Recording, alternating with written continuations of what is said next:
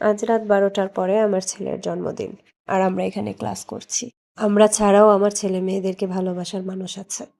বাসায় ফিরে দেখি ডেকোরেশন কমপ্লিট, কেকও চলে আসছে। যাই হোক, কথায় বলে না, সবকিছু টাকা দিয়ে হয় না।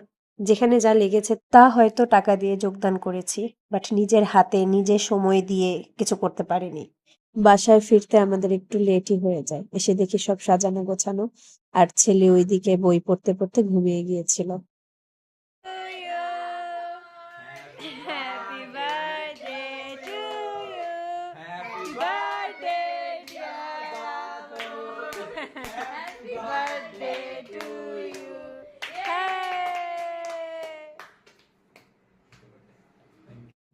আমাদের পরিবারে এই সারপ্রাইজটাই হচ্ছে মূল। এই সময়টাতে আমরা বেশি আনন্দ করি, পরের দিনের চেয়ে বেশি। যাই হোক, সবাই মিলে তাকে সারপ্রাইজ করলো। আর আমার হাজবেন্ড সবার জন্য আইসক্রিম নিয়ে এসেছিল। আমার কাছে মনে হয় পরিবার এমন হওয়াটাই উচিত।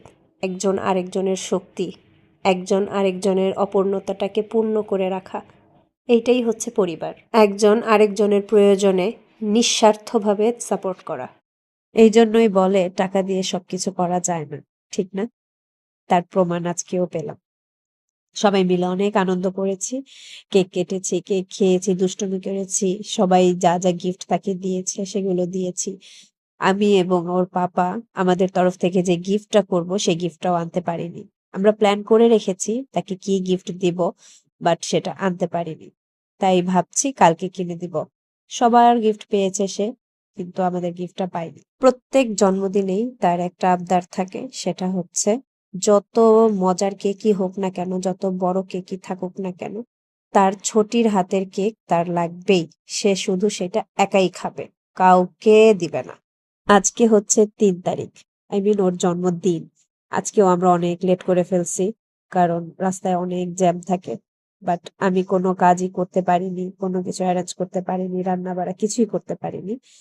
সব করেছে আমার ছোট বোন এবং আমার ভাই। কারণ আম্মু অসুস্থ, রান্নাঘরে যেতে পারবে না, ডক্টরের নিষেধ।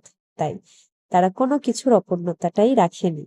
এই যে ছিল আয়োজন, আয়োজনে ছিল গরুর রেজালা আলু দিয়ে ফিশ ফ্রাই, সাদা পোলাও। এই আয়োজন পুরোটাই ছিল তার নানার পক্ষ থেকে।